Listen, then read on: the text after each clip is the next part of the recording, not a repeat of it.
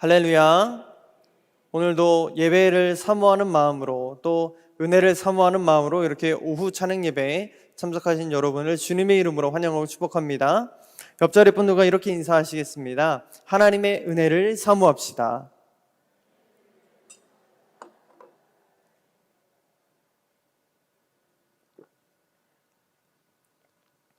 하나님께서 사모하는 자에게 부어주시겠다 약속하신 그 하나님의 놀라우신 은혜가 오늘 예배에 참석한 우리에게 동일하게 이루어지게 될 줄로 믿습니다. 오늘 우리는 비준비하시니 라는 제목으로 함께 은혜 나누고자 합니다. 어느 마을 한 평범한 가정에 한 아이와 한 아버지가 살고 있었습니다.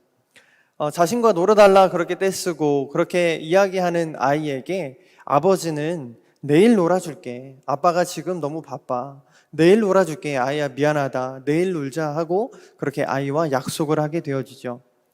그런데 우리가 참 인생을 살다 보면 약속을 지킬 때도 있지만 그렇지 못할 때도 있습니다. 아마도 이 아버지는 참 바빴던 것 같아요. 너무나 우리네 아버지들처럼 너무나 바빠서 아이와의 약속을 지키지를 못합니다.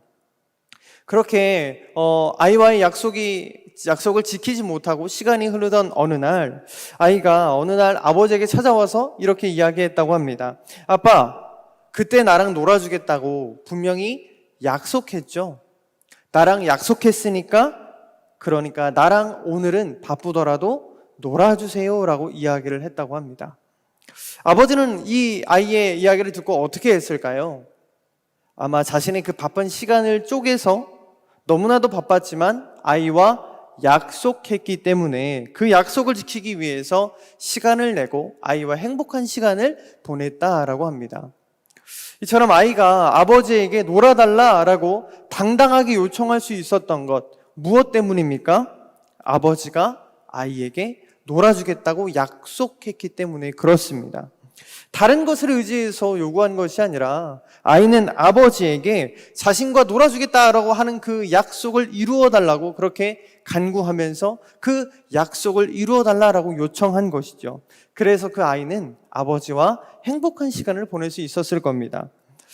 이 이야기는요, 정말 평범한 일상 중에 일어날 수 있는 너무나도 정말 쉬운 이야기입니다. 어쩌면 먼 날 얼마 되지 않아서 저에게도 일어날 수 있는 일일 것 같은데요. 그러나 우리는요, 신앙생활하는 우리에게 이 사실을 접목해 보면 어떨까요? 하나님의 자녀로서 또 하나님의 백성으로서 부르심을 받은 우리는요, 하나님을 향하여 어떤 자세로 나가야 할지 이 이야기는 우리에게 분명히 보여줍니다. 우리는 하나님의 백성이요 하나님의 자녀로 부르심을 받으신 줄로 믿습니다. 하나님은 우리의 아버지가 되셨습니다. 옆집 아저씨가 아니고요, 이웃집 사촌이 아니고요, 정말로 신앙생활 하면서 하나님을 아버지로 부를 수 있는 그 특권이 우리 가운데 주어진 줄로 믿습니다. 그런데 한번 생각해 보십시오. 우리는 신앙생활 하면서 얼마나 하나님을 아버지라 여기고 있으십니까? 하나님을 참 좋으신 아버지, 입술로는 아버지라고 고백을 해요. 그런데 하나님을 대할 때의 우리의 자세를 보면 그냥 옆집 아저씨와 비슷한 수준으로 하나님을 대한다라는 것이 우리의 문제입니다. 이 말은요, 우리의 기도가 달라져야 한다라는 말입니다. 아저씨와 아버지는 큰 차이가 있습니다. 관계성에 있어서 큰 차이가 있겠죠. 옆집 아저씨와 약속하는 것, 물론 그 약속을 지켜줄 수 있겠지만 그 약속을 지켜줄 의무는 없습니다. 약속을 지켜줄 의무도 없고 관심도 없는 것이 옆집 아저씨와의 관계예요. 그런데 아버지와 약속하는 건 좀 그 이야기가 다릅니다. 그 내용이 달라요. 아버지는 자녀와의 약속을 지켜야 할 의무가 있습니다. 왜 그렇습니까? 그 사람이 아이의 아버지이기 때문에 그렇습니다. 그리고 그것이 자녀와의 관계를 더 친밀하게 만드는 하나의 통로이기 때문에 그렇죠. 그래서 우리는요, 오늘 기도할 때 약속을 붙들고 기도해야 할 줄로 믿습니다. 하나님께서 우리에게 허락하신 약속, 우리에게 주신 그 약속의 말씀들, 그 약속의 말씀들을 붙잡고 하나님, 나에게 이렇게 약속하셨죠. 하나님, 나와 함께 하시겠다 약속하셨죠. 하나님, 나와 동행하시겠다 약속하셨습니다. 하나님, 그 약속을 이루어 주옵소서. 왜 우리가 이 기도를 할 수 있습니까? 하나님이 우리의 아버지가 되시기 때문에 그렇습니다.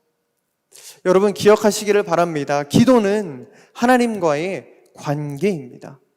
기도를 통해서 하나님의 마음을 알게 되어지고 기도를 통해서 하나님과의 관계를 쌓아가게 되어집니다.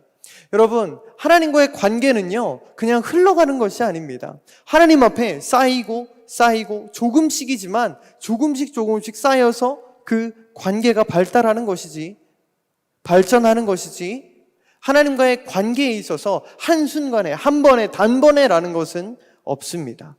그러니 여러분 매일매일 일상생활의 삶에서 주님과 더욱더 동행하시기를 바랍니다. 하나님과 한 걸음 한 걸음 발맞춰서 걸어가시기를 바랍니다. 그럴 때 우리에게 허락하신 그 약속의 말씀들, 우리에게 허락하신 그 약속들이 우리 삶 가운데 그대로 이루어지게 되는 역사가 있게 될 줄로 믿습니다. 특별히 오늘 본문에 등장하는 한 사람의 인물이 있습니다. 이 사람 역시도 하나님과의 약속에 의지해서 간절히 기도하는 모습을 우리는 함께 살펴보았는데요. 그 사람의 이름은 바로 엘리야라는 사람입니다. 여러분 엘리야라고 이야기하면 보통 어떤 생각이 드십니까? 갈멜산에서의 전투가 생각이 나고요. 또 여러 가지 능력들을 행한 모습들을 우리는 기억합니다. 그런데 오늘 우리가 이 엘리야의 어떤 모습을 살펴보고자 하려면 하나님께서 이 엘리야의 약속을 지키시고 또 약속을 믿었던 그의 믿음에 대해서 함께 짧게 생각해 보고자 합니다. 본문 41절의 말씀을 함께 읽어보도록 하겠습니다. 본문 41절의 말씀 한 목소리로 읽겠습니다. 시작. 엘리야가 아합에게 이르되 올라가서 먹고 마시소서 큰 비 소리가 있나이다. 우리가 오늘 본문을 함께 읽었는데요. 제대로 이해하기 위해서는 그때 당시의 상황이 어떠했는지 짧게 짚어볼 필요가 있을 것 같습니다. 지금 그 당시의 이스라엘에서는요, 수년간 비가 내리지 않고 있던 참으로 심각한 기근이 찾아왔던 시기였습니다. 심각한 가뭄으로 인해서 왕궁에서 기르는 말에게 주어질 물조차도 떨어졌던 참으로 심각한 상황이었습니다. 왕궁에 있는 그 말에게 줄 물이 떨어졌다라는 건 백성들은 얼마나 힘든 삶을 살고 있었는지 우리는 가늠해 볼 수가 있죠. 그런데 그것 아십니까? 구약 성경에서 비는요 참 특별한 의미를 가지고 있습니다. 단순히 우리가 맞는 비에 대한 의미는 있지만 당시 사람들에게 이 비는 하나님의 은혜라는 의미를 갖고 있었고 하나님의 말씀이라는 의미를 갖고 있었습니다. 다시 이야기하면요, 그들에게 3년간 비가 내리지 않았다라는 이 말은 3년 동안 하나님의 은혜가 그들 가운데 끊어진 상황이었고 3년 동안 그들 가운데 하나님의 말씀이 주어지지 않고 있었던 상황이다라고 이야기할 수가 있겠습니다. 특별히 당시는 농경사회였기 때문에 비가 필수적으로 필요했을 겁니다. 정말 그들이 생존하는 데 있어서 너무나도 중요했던 것이었죠. 그 당시에 실제로 사르밧 과부의 이야기를 아실 겁니다. 참 고통받았던 사람인데요. 먹을 것이 없어서 참 힘들었던 사람인데 이 사람의 이야기가 이 사람뿐만 아니라 그 당시에 모든 사람들이 이런 어려움을 겪고 있었다라는 것이죠. 그런데 이런 상황 속에서 하나님께서는 드디어 3년간의 가뭄이 끝나고 비를 내리시겠다라고 엘리야에게 바로 말씀하십니다. 열왕기상 18장 1절의 말씀을 보면 많은 날이 지나고 제3년에 여호와의 말씀이 엘리야에게 임하여 이르시되 너는 가서 아합에게 보이라. 내가 비를 지면에 내리리라. 그런데 여러분 한번 잘 보십시오. 하나님은 분명히 18장 1절에서 엘리야에게 비를 내릴 것이다 라고 말씀을 하세요. 그런데 그들이 정작 비를 만나게 된 것 언제입니까? 18장 46절에서야 만나게 되어집니다. 왜 그렇습니까? 하나님의 마음이 바뀌어서 그런 것일까요? 아닙니다. 3년간 비가 오지 않았던 이유가 우상 숭배와 관련되어 있기 때문에 그렇습니다. 즉, 이 3년 동안 비가 내리지 않았던 그 이유는 그 당시에 백성들이 저질렀던 우상 숭배였기 때문입니다. 열왕기상 16장 29절부터 33절의 말씀 조금 길지만 제가 읽어드리겠습니다. 유다의 아사왕 제38년에 오므리의 아들 아합이 이스라엘의 왕이 되니라. 오므리의 아들 아합이 사마리아에서 22년 동안 이스라엘을 다스리니라. 오므리의 아들 아합이 그의 이전의 모든 사람보다 여호와 보시기에 악을 더욱 행하여 드밧의 아들 여로보암의 죄를 따라 행하는 것을 오히려 가볍게 여기며 시돈 사람의 왕 엣바알의 딸 이세벨을 아내로 삼고 가서 바알을 섬겨 예배하고 사마리아에 건축한 바알의 신전 안에 바알을 위하여 제단을 쌓으며 또 아세라상을 만들었으니 그는 그 이전에 이스라엘의 모든 왕보다 심히 이스라엘 하나님 여호와를 노하시게 하였더라. 북이스라엘의 그 당시 왕이었던 아합은 하나님께서 보시기에 최악의 왕이었습니다. 가장 악한 왕이었어요. 바알을 섬기고 그를 예배하면서 그를 위하여 제단을 쌓았던 왕입니다. 이전의 모든 이스라엘 왕들보다 하나님께서 판단하시기에 이 왕은 가장 악하다라고 판단하실 정도로 하나님을 노하시게 만들었던 왕, 그 사람이 바로 아합 왕이었습니다. 한 나라의 왕이 이러했으니 그의 백성들의 신앙생활은 어떠했을까요? 말하지 않아도 엄청 하나님을 떠나 배반하고 우상숭배했을 겁니다. 그래서 하나님은 아합 왕과 이스라엘의 그 백성 가운데 팽배해져버린 그 우상숭배를 보시고 그들에게 비도 내리지 않고 심지어 이슬도 내리지 않게 하겠다라고 그렇게 선포하신 것입니다. 그렇게 3년간 어려움을 겪게 되어지죠. 시간이 흘러서 18장에서 엘리야는 바알 선지자 450명과 영적인 전쟁을 대결하게 되어집니다. 그 전쟁에서 승리하고 나서야 우상 숭배의 그 우상을 파괴하고 나서야 비로소 하나님은 백성들에게 비를 허락하신 겁니다. 즉 3년간 비가 그들에게 내리지 않았던 것, 전적으로 그들의 우상 숭배였던 것이죠. 전적으로 하나님께서 은혜를 베푸시 않았다라는 것은 그들에게 하나님께서 벌하심의 측면이 있는 겁니다. 그렇게 오늘 본문은 엘리야와 바알 선지자의 전쟁이 끝나고 난 이후의 이야기입니다. 하나님은 비를 내리시겠다 약속하셨어요. 엘리야에게 약속하시고 영적인 전쟁이 다 끝나고 그 갈멜산 중턱에서 엘리야는 아합에게 이렇게 이야기를 합니다. 올라가서 먹고 마시소서. 큰 빗소리가 있을 겁니다. 엘리야는 아합에게 올라가서 먹고 마시라, 즉 평안히 계시라 라고 이야기를 합니다. 그런데 한번 생각해 보시기를 바라요. 엘리야가 전쟁에서 승리는 했지만 아직 하나님의 약속이 이루어지지는 않았습니다. 비가 아직 내리고 있지는 않았어요. 그들의 상황은 여전히 가뭄이었고 여전히 기근이 가득했습니다. 여전히 햇빛이 내어쬐리고 있었고 타는 목마름이 그들 가운데 있었어요. 그런데 엘리야는 이렇게 이야기를 합니다. 큰 빗소리가 있나이다. 큰 빗소리가 있나이다. 생각해보면 말이 안 되는 이야기입니다. 비가 내리지 않고 있는데 어떻게 빗소리를 듣습니까? 다시 말하면 엘리야의 상황이 변하지 않고 아무것도 변하지 않았지만 엘리야는 그럼에도 불구하고 믿음으로 큰 빗소리를 듣게 되어집니다. 그렇습니다. 엘리야는 믿음의 귀를 가지고 믿음의 귀를 열어서 하나님께서 예비하신 큰 빗소리를 들었던 것이지요. 눈앞에 보이진 않고 아직 상황이 변하진 않았지만 믿음의 귀로, 믿음의 눈으로 주님을 바라보았을 때 엘리야에게는 커다란 빗소리가 그의 귀 속에 들려지게 된 것입니다. 사랑하는 성도 여러분, 하나님을 믿는 우리 역시도 마찬가지여야 할 줄로 믿습니다. 오늘 우리도 하나님을 믿는 하나님의 백성으로서 믿음의 귀를 열어야 할 줄로 믿습니다. 또 믿음의 눈을 열어서 아직 일어나지 않았지만 하나님께서 약속하셨기에, 하나님께서 말씀하셨기에, 우리에게 주시겠다 허락하셨기에 그 약속을 믿는 믿음으로 우리는 그렇게 하나님 앞에 나아가는 것, 확실한 증거를 삼는 것이 하나님을 믿는 신앙인으로서의 참된 모습입니다. 히브리서 11장 1절과 2절의 말씀 이렇게 이야기합니다. 믿음은 바라는 것들의 실상이요 보이지 않는 것들의 증거니 선진들이 이로써 증거를 얻었느니라. 성도 여러분, 오늘 우리는 그럼 무엇을 믿고 계십니까? 또 우리는 무엇을 믿어야 합니까? 또 우리는 무엇을 믿기를 갈망하고 계십니까? 사랑하는 성도 여러분, 우리는 하나님의 약속을 믿어야 할 줄로 믿습니다.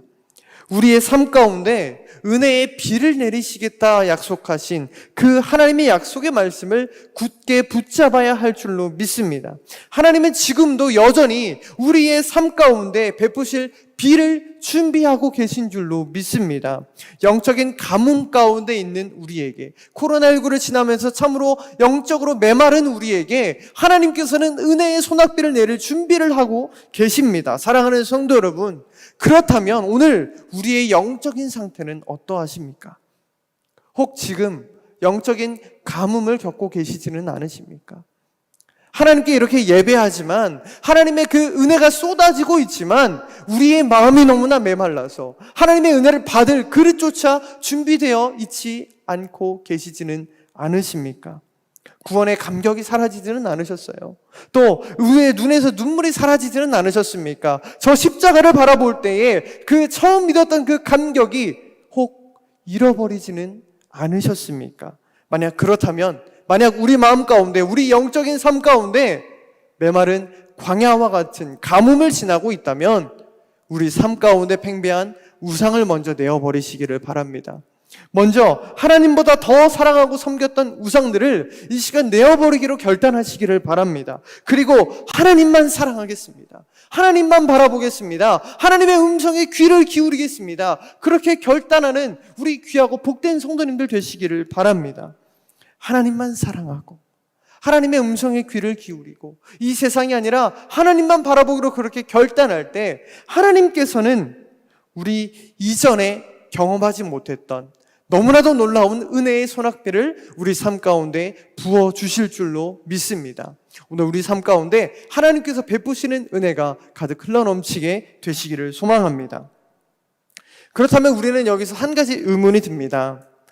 우리 있는 자리에서 아무것도 하지 않고 기도만 하면 될까요? 또 아무것도 하지 않고 믿기만 하면 될까요? 우리가 할 수 있는 것을 해야 합니다. 영적인 가뭄을 지날 때 우리는 기도를 해야 할 줄로 믿습니다. 여러분, 하나님의 백성인 우리가 이 세상 사람들과의 가장 큰 차이가 무엇입니까? 우리는 하나님 아버지를 믿고 하나님께 약속을 받고 그 하나님께 기도할 수 있는 사람들입니다. 여러분, 기도는요, 기적을 만들어냅니다. 기도는요, 하늘 문을 여는 열쇠입니다. 기도는 하늘 보좌를 움직입니다. 또 기도를 통해서 하나님의 뜻과 하나님의 마음을 깨닫게 되어집니다. 오늘 엘리야도 믿음으로 큰 빗소리를 듣게 되었지만 비의 소리를 듣고 가만히 앉아있지는 않았어요. 믿음만 가지고 그 자리에 앉아있지는 않았습니다. 아합의 자리를 옮기자 곧바로 행동으로 옮기기를 시작합니다. 본문 42절의 말씀에 아합이 먹고 마시러 올라가니라 엘리야가 갈멜산 꼭대기로 올라가서 땅에 꿇어 엎드려 그의 얼굴을 무릎 사이에 넣고, 엘리야는요, 전쟁을 벌였던 갈멜산 꼭대기로 올라가서 기도하기 시작합니다. 무릎을 꿇고 그의 얼굴을 그 무릎 사이에 넣습니다. 이 자세를 해보셨는지 모르겠지만 제가 한번 해봤을 때 너무나 힘이 든 자세입니다. 숨도 막히고 숨도 잘 쉬어지지 않고 온몸이 참 불편합니다. 그런데 엘리야가 이렇게 기도한 것은 그가 그만큼 간절히 기도했기 때문입니다. 엘리야에게는요, 하나님께서 약속을 주셨어요. 엘리야에게 하나님의 약속이 주어졌습니다. 그런데 엘리야에는 가만히 있지 않았습니다. 그것을 이루어 달라고 하나님 앞에 간절히 기도하며 나아갔습니다. 하나님 앞에 매달렸습니다. 하나님 앞에 무릎 꿇었습니다. 얼굴을 그 사이에 묻고, 하나님, 내게 약속하신 비를 내려 주옵소서. 내게 약속하신 비를 해결할 수 있는, 이 가뭄을 해결할 수 있는 비를 우리 가운데 허락하여 주옵소서. 그렇게 간절히 기도합니다. 그런데 우리가 여기에서 한 가지 더 주목해 보아야 할 것은 엘리야가 그렇게 기도하는 중에 그의 사환에게 시켰던 행동입니다. 본문 43절의 말씀을 함께 읽어보도록 하겠습니다. 본문 43절의 말씀 함께 읽습니다. 그의 사환에게 이르되 올라가 바다 쪽을 바라보라. 그가 올라가 바라보고 말하되 아무것도 없나이다. 이르되 7번까지 다시 가라. 엘리야는요, 그렇게 기도하는 중에 자신의 사환에게 바다 쪽을 바라보라라고 이야기를 합니다. 그런데 그곳에는 끝없이 펼쳐진 바다밖에 있지 않았어요. 아무것도 있지 않았습니다. 수평선밖에 보이지 않았어요. 그러나 엘리야는 7번까지 다시 가라라고 이야기를 합니다. 여기 성경에서 7은 완전수입니다. 7번까지 가라라는 말을 바꿔서 말하면 하나님의 응답이 있을 때까지 다시 가라라고 이야기를 한 겁니다. 어떻게 이럴 수 있을까? 어떻게 그 약속을 의심치 않고 나아갈 수 있었을까요? 엘리야는요, 하나님을 신뢰했기 때문에 그렇습니다. 하나님께서 참으로 선하신 하나님이시다라는 것을 알고 있었기 때문이에요. 약속을 이루시는 분이 어떤 분이신지 엘리야는 분명히 알고 있었기 때문에 그렇습니다.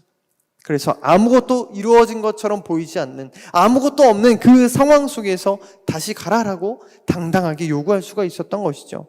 그 결과가 어떻습니까? 7번째 올라가자 사원이 이렇게 이야기를 하죠. 바다에서 사람 손만한 것이 일어나나이다.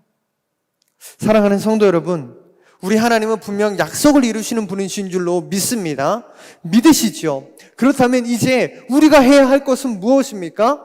하나님 앞에 무릎 꿇는 것입니다. 하나님 앞에 기도하는 것입니다. 겸손한 마음으로 우리의 얼굴을 우리의 무릎과 무릎 사이에 넣는 일입니다. 영적인 가뭄 가운데 있는 우리라 할지라도 우리는 우리 삶에 작은 구름이 일어날 때까지 하나님께서 보여주실 그 작은 증거를 사모하면서 끝까지 기도해야 합니다. 하나님께서 이루실 줄로 믿고 약속하셨기 때문에 그 약속을 신뢰하며 나아갈 때 하나님께서 우리 삶에 허락하신 그 약속들이 우리의 삶에 일어난 그 손바닥만한 작은 구름이 일어나서 결국 우리 삶 가운데 하나님께서 약속하신 은혜가, 하나님께서 약속하신 그 약속의 말씀이 그대로 이루어지는 역사 있게 될 줄로 믿습니다. 바라건대 이번 남은 한 주간 우리 손바닥만한 그 작은 구름을 기대하시고 또 믿음으로 하나님께서 약속하신 그 말씀을 신뢰하셔서 하나님께 더욱더 깊이 나아가는 저와 여러분 되시기를 주님의 이름으로 간절히 소망합니다. 기도하겠습니다.